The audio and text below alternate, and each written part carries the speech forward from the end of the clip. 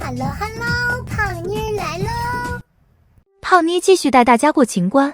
剧中的梅姐姐是小主们非常喜欢的一个角色，胖妮个人对她的好感度甚至高于甄嬛。然而，重刷《甄嬛传》的次数越多，胖妮就越会感慨，沈眉庄其实真不适合生活在后宫。早在刚入宫侍寝之前，梅姐姐就无意中犯下了3个错误，为自己日后的悲剧埋下了引线。第一，打点下人过于随意。甄嬛、眉庄和安陵容入宫之后，有小太监引着他们到各自宫中。之后，甄嬛和安陵容都只是对引路小太监点头致谢，只有眉庄吩咐彩月，给了引路太监1大锭银子。安陵容家世寒微，没有钱打点小太监，这可以理解。为什么甄嬛也只是简单的点头致谢，没有随意撒钱呢？这是因为甄嬛懂得好钢用在刀刃上的道理。你看，关上宫门之后，对于康禄海、崔槿汐等自己宫中的下人，甄嬛赏赐起来也毫不吝啬。但是秀女初入后宫，不懂深浅，可不敢随意撒钱撒到人尽皆知。同样是引路的小太监，引眉庄的得到了打赏，引其他妃嫔的没有打赏，这就造成了下人心中的不平衡。而那些没能打赏引路太监的其他妃嫔，难免会觉得眉庄好出头，冲大方，从而想要排挤他。后来夏冬春奚落沈眉庄的时候，就曾说沈贵人这小恩小惠，还真是会要买人心啊。夏冬春心无城府，想什么就说什么，但其他新入宫的妃嫔嘴上不说，并不代表对于眉庄的做法全无微词。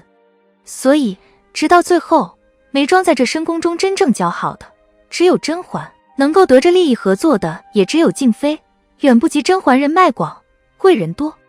第二，盲目奉承暴露了缺陷。眉庄端庄稳重，也很聪明，但她却不属于那种反应机敏的类型。剧中她鲜有的几次用计成功，包括碎玉轩着火时自伤手臂，怀孕后假意寻找镯子复宠，都是经过长时间考量才完成的。如果眉庄对自己有足够了解，她本不该在第一次面见皇后和华妃的时候临场发挥奉承华妃。眉庄的这次临场发挥可谓漏洞百出。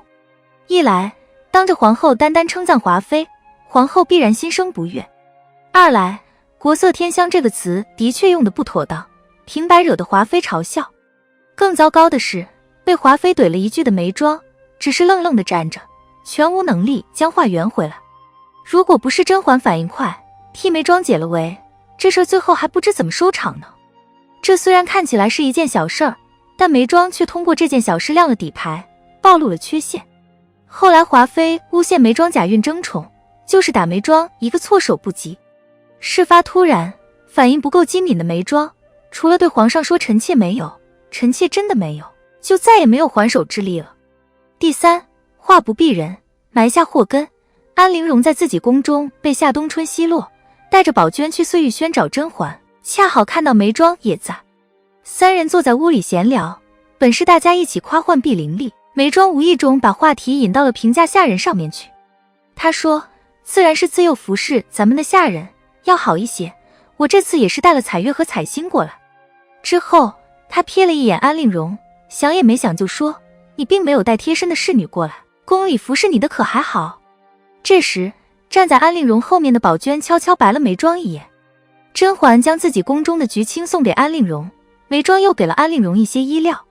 安陵容感激地蹲下来施礼答谢，身为安陵容贴身侍女的宝娟并没有跟着安陵容一起施礼，可见她心中已然有了抵触。在接下来的剧情中，甄嬛得宠，安陵容自卑，不敢再去碎玉轩的时候，宝娟曾劝她，小主多心了，管贵人有什么好事儿都先想着小主。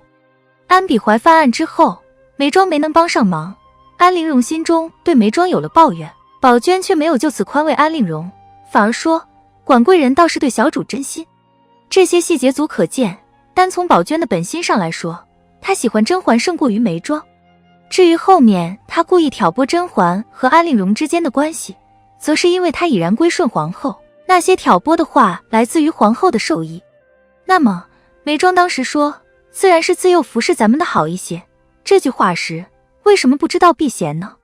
还是因为她没想那么多。从眉庄参选秀女之前，被家中一群姨娘众星捧月般的围着的场景中，可以看出她在娘家时是十分受宠的。她的母亲作为正室夫人，也给了她足够的庇护。因此，眉庄不知人心险恶，不知道安陵容能够坏到何种程度，也不会想到安陵容贵为主子，会被奴婢的想法如此左右。眉庄早在侍寝之前，就无意中犯下了这些错误，为自己的前行之路埋下了3个雷。这样看来，他后来倚靠太后而刻意避宠，一方面是因为对皇上心灰意冷，另一方面是因为对自己有了更深、更精准的认知。品性高洁的他，到底是不适合参与后宫争斗的。好了，本期的影片就到这里。喜欢胖妮，辛苦给影片点赞，订阅胖妮，下期更精彩。